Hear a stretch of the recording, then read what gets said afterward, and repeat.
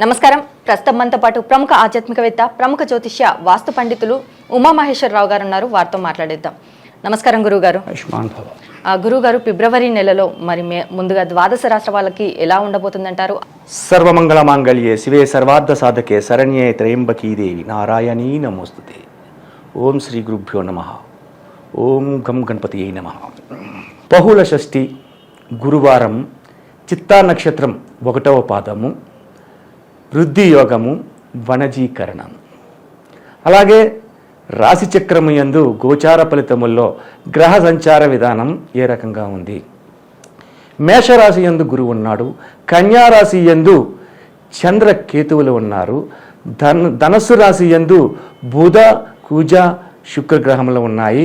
అలాగే మకర రాశి యందు రవి సంచారం జరుగుతుంది, కుంభరాశి యందు స్వస్థానమైన శని సంచారం జరుగుతుంది, మీనరాశి యందు రాహు సంచారము జరుగుతుంది. దీనిని అనుసరించి గోచార ఫలితములను బట్టి ఈ యొక్క ద్వాదశ రాశుల వారికి రాశి ఫలితములు ఈ విధముగా ఉన్నాయి. గురువుగారు, ధనస్సు రాశి వారికి ఫిబ్రవరి నెలలో ఎలా ఉండబోతుందో తెలియజేస్తారా? ఈ ధనస్సు రాశిలోని బుధ కుజ శుక్రులు కలయికలో ఉన్నది. ధనుర్మాసము యందు ఈ ధనస్సు రాశి వారికి యోగదాయకమైన ఫలితాలు పొందారు. తదుపరి ఈ రాశి యందు కూడా శుభదాయకమైన ఫలితాలే పొందుతున్నారు. ఎందుకంటే ఈ రాశి వారికి మాస ఫలితము కాదు, సంవత్సర ఫలితాన్ని తెలుసుకోవాలి. ధనుసు రాశి వారికి సంవత్సర ఫలితం వరకు కూడా అధికమైన శుభదాయకమైన ఫలితాలే పొందడానికి అవకాశం ఉన్నాయి. ఎందుకు శుభదాయకమైన ఫలితాలు పొందడం? మేషరాశి యందు గురుడు ఉన్నాడు, అది మిత్రక్షేత్రమైంది. ఎప్పుడైతే మిత్రక్షేత్రంలో ఉన్నాడో గురువు తత్వంలో ఉద్యోగ రంగం, నిలకడి అయిన ధనయోగం, సంఘ గౌరవ మర్యాద పలుకుబడులు, ఉన్నతమైన పదవులు, ఈ యొక్క 4 ఫలితాలు ఈ ధనుసు రాశి వారికి లాభదాయకమైన ఫలితాలు ఇస్తున్నాయి.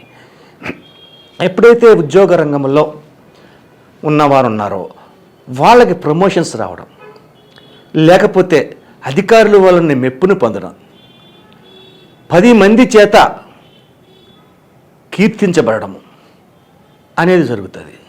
నిలకడ అయిన ధనయోగం అంటే ధనం అన్నది నిలకడ లేకపోయినా వీళ్ళ దగ్గరకు వచ్చిన ధనం చాలామంది ఏమంటారంటే నాకు ఎంత డబ్బు వస్తుందండి, ఎంత ఖర్చు అయిపోతుందండి, మంచి నీళ్ళగా అయిపోతున్నది అని అనుకుంటారు. కానీ వీళ్ళకి అలాగ అవ్వదు. ఈ మాసమందు ఈ ఫిబ్రవరి నెలలో వీరి దగ్గర ధనం నిలబడుతుంది, వస్తుంది. వచ్చినంత ధనం ఎంతైతే వచ్చిందో అంత ఖర్చు రాదు. 10,000 రూపాయలు వచ్చింది, 2,000 రూపాయలు ఖర్చు వచ్చింది, లేదా 1,000 రూపాయలు ఖర్చు వచ్చింది. మిగిలిందంతా చాలా భాగం మిగిలింది. అది అవసరమైతే ఖర్చు పెడతారు, అవసరం లేని ఎందుకు ఖర్చు పెడతారు? వృధా ఖర్చులు చెయ్యరు. నేను చెప్పాలంటే ఈ యొక్క ధనస్సు రాశి వారు వృధా ఖర్చులు చెయ్యరు. గురువు శుభగ్రహమై ఉన్నాడు, శుభతత్వాన్ని సంచరింపజేస్తుంది. తన దృష్టినే తన స్థానమైన ధనుసు రాశినే చూస్తున్నారు. ధనుసు రాశిలో ఉన్న గ్రహములకు కూడా శుభదాయకమైన ఫలితాలు కలిగిస్తున్నాడు. ఈ యొక్క యోచన కలిగి ఉన్నందువల్ల ఈ యొక్క రాశివారు అన్ని రకములుగా అన్ని రంగముల యందు అత్యధికమైన కీర్తి ప్రతిష్టలను సంపాదించబడతారు. నిలకడైన ధనయోగమైన సంఘ గౌరవ మర్యాద పలుకుబడులు, ప్రతి వారి చేత కీర్తించబడుతున్నారు. ఉన్నతమైన పదవులు. ఉన్నతమైన పదవులు అంటే ఏంటి? ఉద్యోగాల్లో ప్రమోషన్ రావడము, లేకపోతే అధికారులు వచ్చుకోవడం, ఎన్ని పదవులు అంటారు. అటువంటి శుభదాయకమైన ఫలితాలు ఈ ధనుసు రాశి వారు పొందుతున్నారు. ఇక భార్యాభర్తల మధ్యన అవగాహన ఏ రకంగా ఉంది? చక్కటి అవగాహన ఉంటుంది. ఒకరికంటే ఒకరు ప్రేమానురాగాలతో చూసుకుంటారు. ఇక్కడ గతములో కొన్ని సందర్భాలను బట్టి భార్యాభర్తలు విడిపోదాము, డైవర్స్ తీసేసుకుందాము అని నిర్ణయాలు తీసుకున్న వారు ఎవరైనా ఉంటే ఈ ధనుసు రాశిలోని ఆ నిర్ణయాన్ని, ఆలోచనని మార్పు చేసుకుని మనం చేసింది తప్పని తన తప్పు వాళ్ళు తెలుసుకుని రాజీతత్వం పడి ఒకటిగా కలిసి ఉంటారు జీవితకాలం వరకు. అటువంటి శుభదాయకమైన ఫలితములు. ఇది చాలా అబ్జర్వ్ చేయవలసిన విషయం ప్రతి వారు కూడా. ఎందుకంటే విడిపోదాం, ఏదో కలతలు వచ్చాయి, ఏదో గొడవపడ్డారు, నువ్వు నాకొద్దు అంటే నువ్వు నాకొద్దు అనుకున్నారు. అటువంటి నిర్ణయం తీసుకున్న వారు కూడా కోర్టు వారు వాళ్ళకి కొంత సమయం ఇస్తారు.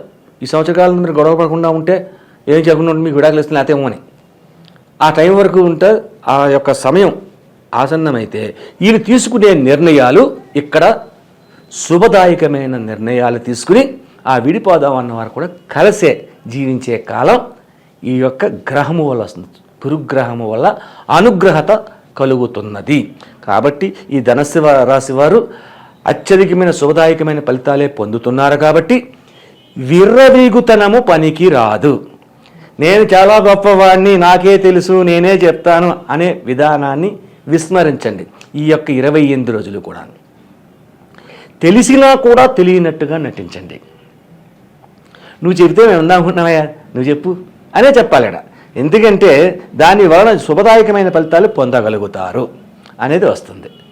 ఇక విద్యార్థులు ఏ రకంగా ఉన్నారు? విద్యార్థులు కూడా శుభదాయకమైన ఫలితాలే పొందుతున్నారు. అత్యధికమైన లాభదాయకమైన ఫలితాలు పొందగలరు. మరి అలాగే వీరికి పాటించాల్సిన పరిహారాలు ఏంటంటారు? ఈ యొక్క రాశివారు, ధనుస్సు రాశి వారు చేయవలసింది ఏంటంటే, దగ్గరలోని మనకి అత్యధికంగా దగ్గరగా ఉన్నది ఉగాది ఉంది. దగ్గరగా ఉగాది ఉంది. ఈ యొక్క రాశివారు శ్రీకృష్ణ మందిరంలోకి వెళ్ళి, కృష్ణ మందిరంలోకి వెళ్ళాలి. కృష్ణతత్వానికి తీసుకోవాలి ఇక్కడ ఈ ధనుసు రాశి వారు. అంటే కృష్ణుడి గుడి అంటే కొన్ని కష్టం దొరకడం. కృష్ణాలయాలు కష్టం, రామాలయాలు, వెంకటేశ్వర స్వామి, శివాలయాలు, దుర్గా ఆలయాలు ఉంటాయి, కానీ కొంచెం తక్కువగా ఉంటాయి కృష్ణాలయాలు. శ్రీకృష్ణ ఆలయంలోకి వెళ్ళి పెసరపప్పు, దాన్ని వడపప్పు అంటారు, పెసరపప్పుతోటి నానబెడతారు. వడపప్పు, బెల్లం, పానకం ఈ 3 పట్టుకెళ్ళి నైవేదన చేసి అక్కడ ఉన్న వారికి ఇవ్వాలి. అంటే రామాలయంలో కూడా ఇవ్వచ్చు. శ్రీరామనవమి నాడు బెల్లం పానకం, వడపప్పు పెడతారు. ఇంపార్టెంట్, చల్లదనం రావడానికి, అంటే వేడి తగ్గించుతుంది. బెల్లం పానకం వల్ల వచ్చేది పానకం వల్ల వేడి తగ్గుద్ది. అందులో మిరియాలు కూడా వేస్తారు కొద్దిగా. ఆ మిరియాల వల్ల గొంతులో ఉన్న గరగరలు తగ్గి కొంచెం ఉపయోగపడుతుంది. ఎందుకని చెప్పాము, వీళ్ళు అధికంగా ఈ యొక్క ధనుసు రాశి వారు మాటల తగ్గించుకోవాలని చెప్పాం. తగ్గకుండా ఉండాలంటే దీనికో ఒక రెమెడీ. ఈ యొక్క పానకం వల్ల ఇది వాళ్ళకి ఇస్తే వాళ్ళ గొంతులు చల్లబడతాయి, మాట్లాడరు, కారణంగా ఉంటుంది. వీళ్ళ గొంతు కొంచెం చల్లబడతాయి, మాట్లాడరు, కారణం తగ్గింది. అందువల్ల పానకం, వడపప్పు, బెల్లం ముక్క కూడా అందులో ఉంటుంది. వడపప్పులో చిన్న బెల్లం ముక్క కూడా పెడతారు. పెసరపప్పు తింటున్నంత వల్ల వేడి తగ్గి బుర్రలో ఉన్న విధానాలన్నీ, చెడు విధానాన్ని పోయి ఉంటుంది. దాంతోపాటు చిన్న బెల్లం ముక్క కూడా పడుతుంది. కాబట్టి ఈ యొక్క 3 విధానాలు కృష్ణాలయంలో కానీ రామాలయంలో కానీ, అంటే వెంకటేశ్వర ఆలయంలో పెట్టకూడదండి, పెట్టకూడదు. దుర్గాదేవికి పెట్టచ్చండి, పెట్టకూడదు, అక్కడ పెట్టకూడదు. ఈ 2 ఆలయాల్లోనే అలా చేసుకుంటే ఏ వారం చేస్తారంటే సోమవారం చేయండి కృష్ణుడికి సంబంధించింది, లేదంటే గురువారం చేయండి. ఏ వారం చేయొచ్చు, ఏ వారంతో పని లేదు, ఏ వారమైనా పెట్టవచ్చు. కానీ ఈ నెల రోజుల్లోనే ఒక 3 సార్లు ఈ పరిహారం చేస్తే మీ యొక్క రాశి వారికి అత్యధికమైన ఇంకా శుభదాయకమైన ఫలితాలు పొంది కీర్తి ప్రతిష్టలను ఆపాదించుకుంటారు. చిన్న సందేహం గురువుగారు, తిది వార నక్షత్ర యోగకరణాలు అనేసి చెప్తూ ఉంటారు. ఇవి ఎక్కడ నాకు కనిపించలేదు, మరి ఇవి జాతకంపై ఎంత ప్రభావం చూపిస్తాయి అనేసి అని అంటారు? తిదివార నక్షత్ర యోగకరణములు అంటే అర్థం ఏంటి? పంచాంగం, పంచ అంగములు. పంచాంగం అంటే మన బుట్టేవారి పంచాంగం కానీ లేదంటే వేరే వేరే వేరే పంచాంగాలన్నీ ఉంటాయి. ఆ పంచాంగంలో పూర్వకాలంలో వచ్చే పంచాంగంలో తిదివార నక్షత్ర యోగకరణాలు రాసేవారు. ఇప్పుడు పంచాంగంలో రాయటం లేదు, తిది వారము నక్షత్రమే రాస్తున్నారు, యోగం కరణం రాయట్లేదు. ఈ జాతకానికి తిదివార నక్షత్ర యోగకరణాలు తెలుసుకోకుండా చెప్పడం అనేది జరగదు. మనం గోచార ఫలితం చెప్తున్నాం, దీనికి ఈ రాశి ఫలాల్లో గోచారం చెప్తున్నాం. ఈ గోచారం గురించి ఒక్కదాని గురించి మామూలుగా ఏదో ఈ నక్షత్రాన్ని, ఈ జాతక చక్రాన్ని చూసేసుకుని ఏదో చెప్పేస్తే సరిపోదు. అది అందరికీ అనువదించాలి. నీ ఒక్కదానికి అనువదిస్తేలాగా అందరికీ అనువదించాలి. అండ్ కాబట్టి మనం దీన్ని ఈ గోచార ఫలితంలో తిదివార నక్షత్ర యోగ కరణాల పేర్లు చెబుతున్నాను. అంటే యోగాలు ఎన్ని? 27 యోగాలు ఉన్నాయి. కరణాలన్నీ 9 ఉన్నది. ఈ యొక్క కరణాల వల్ల మనిషి యొక్క మనోగత అభిప్రాయాన్ని మనం తెలుసుకోవచ్చు. మనిషి యొక్క మనోగత అభిప్రాయం అంటే చాలా అందంగా మాట్లాడతారు, అందంగా నవ్వేస్తారు, అందంగా కనపడతారు, అన్నీ బాగానే ఉన్నాయి. బుద్ధి వంకరే ఉంటుంది వాళ్ళకి. అది ఎలా తెలియాలి? ఈ యోగ కరణాల వల్ల తెలియాలి. యోగము కరణం వల్ల తెలుస్తుంది. శివయోగం ఉంటుంది, ఇంద్రయోగం ఉంటుంది. ఇటువంటి యోగాల వల్ల మనిషి యొక్క నడవడికా విధానాన్ని గ్రహించవచ్చు అని జ్యోతిష శాస్త్రంలో చెప్పబడింది. అందుకనే తిదివార నక్షత్ర యోగ కరణాలు అన్నారు. తిది అంటే మనం ప్రతిరోజు వచ్చి తిదే. నక్షత్రం అంటే 27 నక్షత్రాలు అని అనుకుంటాం. కానీ 27 కాదు, 28 నక్షత్రాలు. పూర్వాషాఢకి తదుపరి ఉత్తరాషాఢకి మధ్యన అభిజిత్ నక్షత్రం అది. అభిజిత్ నక్షత్రాన్ని జ్యోతిష శాస్త్రంలోంచి తెప్పించడం జరిగింది. ఎందుకు తెప్పించబడింది ఇది? ఆ నక్షత్రం ఎవరిది అసలు? రావణ బ్రహ్మ కుమారుడిది. ఇంద్రజిత్ నక్షత్రం అభిజిత్ నక్షత్రం. కానీ ఎవరు కూడా అభిజిత్ నక్షత్రంలో పుట్టారు అనేసి చెప్పారు కదా గురుగారు. అభిజిత్ నక్షత్రాన్ని తెప్పించడానికి గల కారణం ఇదే. అయితే ఇంద్రజిత్తు జనన విధానంలో రావణ బ్రహ్మ అంటే మహానుభావుడు, ఎంతో శివ పూజా ధరంధరుడు, ఎంతో యోగాన్ని సంపాదించినవాడు, ఎంతో జ్ఞాన సంపత్తి, సకల విద్యా ప్రావీణ్యుడు. సకల విద్య, జ్యోతిశాస్త్రం వచ్చు, వాస్తుశాస్త్రం వచ్చు, అతను రాని శాస్త్రం అంటే ఏమీ లేదు ఒక మాటలో చెప్పాలంటే. అంతటి గొప్ప రావణ బ్రహ్మ మండోదరి భార్య పేరు. ఆ మండోదరికి పురిటి నొప్పులు కలుగుతున్నాయి. పురిటి నొప్పులు కలిగితే ఆలోచించాడు రావణ బ్రహ్మ. నవగ్రహములని తన మెట్ల మీద పడుకోబెట్టి ఆళ్ళ మీద నుంచి నడిచి వెళ్ళివాడు, ఎక్కివాడు ఏమి సింహాసనం మీద. అటువంటి వాళ్ళు తీసుకొచ్చి ఒక రాశి చక్రాన్ని తయారు చేసి ఆ రాశి చక్రంలోని గురుడు ఇక్కడ ఉండాలి, శని ఇక్కడ ఉండాలి, కుజుడు ఇక్కడ ఉండాలి, రాహుకేతులు ఇక్కడ ఉండాలి అని సెట్ చేసేసి పెట్టాడు. ఆ రాశి చక్రాన్ని పెట్టుకుని ఆ జనం జరిగితే మరణం అనేది ఉండదు, మరణం రాదు. రాక్షస ఇది అయితే దేవతలందరూ సంహరించేస్తాడు. దేవతలందరినీ అంత మహావిష్ణువు అంతటి వాడైనా సరే దాసోహం అని చెప్పేసి రావలసిన పరిస్థితి వచ్చిస్తున్నాడు. ఇదంతా చూశారు. ముల్లోకాల దద్రెళ్ళిపోతున్నాయి. ఏంటి రాక్షసుడు, మామూలుడు కదా, శక్తివంతుడు, ఈ రాశిచక్రాన్ని పెట్టాడు, భార్య ఏమో పురిటి నొప్పులు పడుతుంది, ఈ పురిటి నొప్పుల వల్ల వచ్చే శిశువు జన్మిస్తే ఇటువంటి లోక కంటకుడు జన్మిస్తున్నాడు, అంతలా మారిపోతాడు, ఆయన జయించేవాడు ఎవరో లేరు, ఏం చేయాలి అని ఆలోచించారు. అప్పుడు నారద మహర్షి వచ్చి, మనవడా ఏంటి అమ్మాయి నొప్పులు పడుతుందా? పర్వాలేదు, రాశిచక్రం కూడా బాగా చేసావు, అంతా బాగా పెట్టావు అని చెప్పేసి పొగిడాడు. ఈయన సంతోషపడ్డాడు. ఎంత సంతోషపడినా భార్య పురిటి నొప్పులు పడుతుంది కదా గదలు అలా పట్టుకొని అటు ఇటు నడుతున్న లోపల శనేశ్వరుని చూసి చిన్న సైగ చేశాడు నారదుడు. శనేశ్వరుడికి అర్థమైపోయింది ఓహో అని. అప్పుడు ఏం చేశాడు శనేశ్వరుడు? ఈ యొక్క రావణ బ్రహ్మ కాసి కోరగా చూస్తున్నాడు, కోపంగా పళ్ళు నురుగుతున్నట్టుగా చూస్తున్నాడు. అసలే కోపదారి, అందులో అసహనంలో ఉన్నాడు, చిరాగ్గా ఉన్నాడు. అటువంటి పరిస్థితుల్లో ఏం చేశాడంటే, ఏంట్రా కొరగా చూస్తున్నావు అని చెప్పి గదటి ఇలాగన్నాడు. ఇలాగన్నా అమ్మా అని చెప్పేసి కూజులు గంటేశాడు. కూజులు వెళ్ళిపోయి బుధుడి మీద పడిపోయాడు. గ్రహం మారిపోయింది. అమ్మ ఎంత పని చేశారు అని చెప్పేసి అన్నాడు. అభిజిత్ నక్షత్రంలో పుట్టినవాడు ఇంద్రజిత్. కాబట్టి ఆ రకమైనటువంటి పరిహారాన్ని నారద మహర్షి ద్వారా పొందినందువల్ల ఇది జరిగింది. కాబట్టి మనకున్న నక్షత్రాలు తోటి 27 నక్షత్రాలే జ్యోతిష్ శాస్త్రానికి పెట్టవలసిన పరిస్థితి ఎందుకు వచ్చింది? అభిజిత్ని ఎందుకు తొలగించారు? జ్యోతిష శాస్త్రంలో 12 రాసులు ఉంటాయి, 9 గ్రహములు ఉంటాయి. 12 రాసులు 9 గ్రహములు. రాశి ఫలితంలో చెప్పాలి అంటే ఏం చెప్పలే. అశ్వని భరణి కృత్తికా పాదో. అశ్వని 4 పాదములు, భరణి 4 పాదములు, కృత్తిక 1 పాదము కలిపితే మేషరాశి. అంటే ఎన్ని పాదాలు కలిసాయి మేషరాశులని?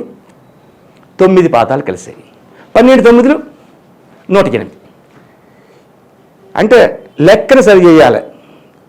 లెక్క సరి చేయకపోతే ఇది జ్యోతిశాస్త్రం చెప్పడం కుదరట్లేదు.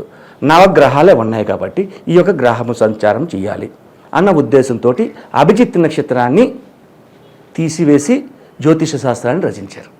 అభిజిత్తు నక్షత్రం ఉంటే చేస్తే రావణ బ్రహ్మ రాసిన జాతకాలు వస్తాయి. అందువల్ల అభిజిత్ నక్షత్రాన్ని తొలగించమైంది.